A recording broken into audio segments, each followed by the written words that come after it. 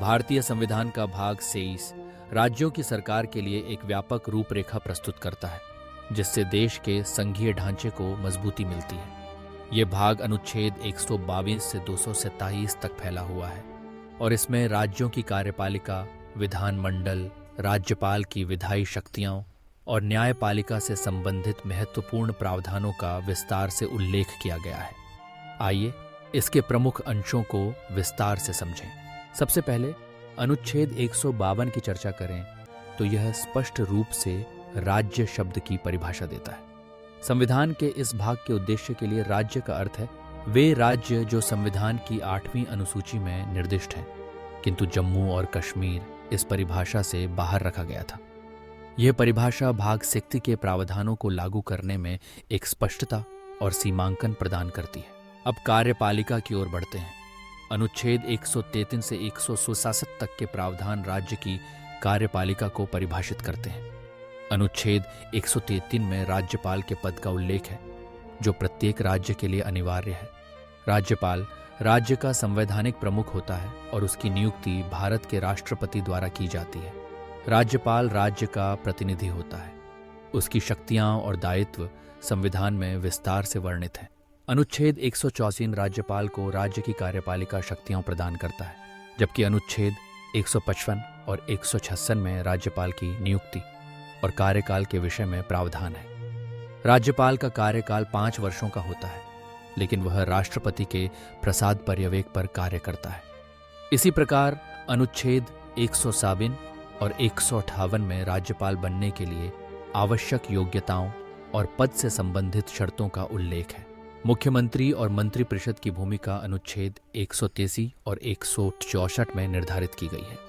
राज्यपाल को मुख्यमंत्री के नेतृत्व में मंत्रिपरिषद उसकी सहायता और सलाह देने के लिए नियुक्त की जाती है।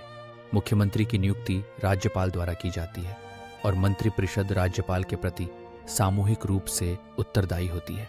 यह व्यवस्था राज्य में लोकतांत्रिक शासन की नींव को मजबूत करती है और प्रशासनिक निर्णयों में सामूहिक जिम्मेदारी का सिद्धांत लागू करती है। राज्य के महाधिवक्ता का उल्लेख अनुच्छेद 165 में है। महाधिवक्ता राज्य सरकार का सर्वोच्च कानूनी अधिकारी होता है, जो राज्य सरकार को कानूनी मामलों में सलाह देता है और अदालतों में सरकार की ओर से प्रस्तुत होता है। यह पद राज्य सरकार के लिए कानूनी साक्षरता और न्यायिक मार्गदर्शन सुनिश्चित करता है। इसके बाद राज्य विधानमंडल की चर्चा करें तो अनुच्छेद 168 से 212 तक के प्रावधान इसमें शामिल हैं। अनुच्छेद 168 में राज्य के विधानमंडल की संरचना का उल्लेख है, जिसमें राज्यपाल, एक विधानसभा और कुछ राज्यों में विधान परिषद शामिल होती है। विधान परिषद द्विसदनीय व्यवस्था का हिस्सा है, जो कुछ राज्यों में कार्यरत है। अनुच्छेद 180 और 176 में विधान परिषदों के गठन और उन्मूलन से संबंधित प्रक्रिया का उल्लेख किया गया है। इससे राज्यों को अपनी आवश्यकताओं के अनुसार द्विसदनीय या एक सदनीय विधायिका अपनाने की स्वतंत्रता मिलती है। राज्य विधानमंडल का कार्य राज्य के लिए कानून बनाना है। विधेयकों के पारित होने के बाद अनुच्छेद 200 के तहत राज्यपाल की सहमति आवश्यक होती है। राज्यपाल विधेयक को स्वीकृति दे सकता है, उसे पुनर्विचार के लिए लौटा सकता है या राष्ट्रपति की मंजूरी के लिए अग्रेषित कर सकता है। यह प्रक्रिया राज्य के विधायी कार्यों में संतुलन और पारदर्शिता लाती है। राज्यपाल की विधायी शक्तियों की चर्चा अनुच्छेद 213 में की गई है। इसमें राज्यपाल को राज्य विधानमंडल के सत्र के बाहर अध्यादेश जारी करने की शक्ति दी गई है।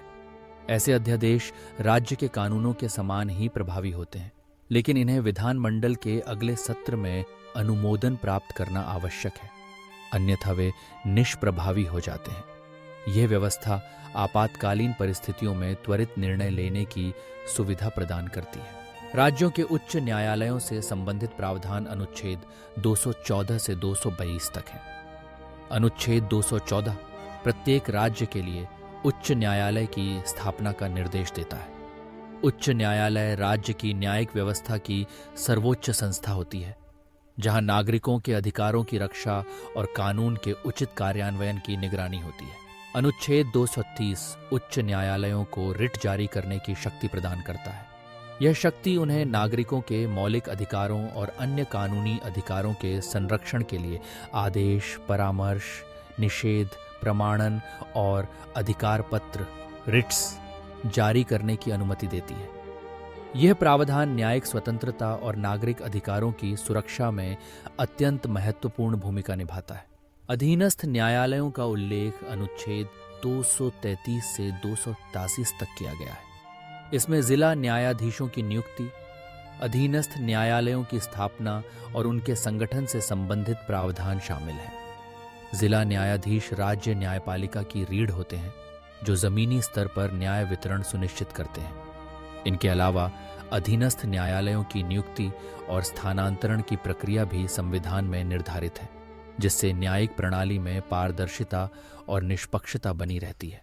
कुल मिलाकर भाग 6 भारतीय राज्यों की सरकार के लिए एक सुव्यवस्थित ढांचा प्रदान करता है, जिसमें कार्यपालिका, विधायिका और न्यायपालिका के बीच स्पष्ट शक्तियों और उत्तरदायित्वों का विभाजन दिखाई देता है। राज्यपाल राज्य का संवैधानिक प्रमुख है। मुख्यमंत्री और मंत्रिपरिषद प्रशासनिक कार्यों का संचालन करते हैं।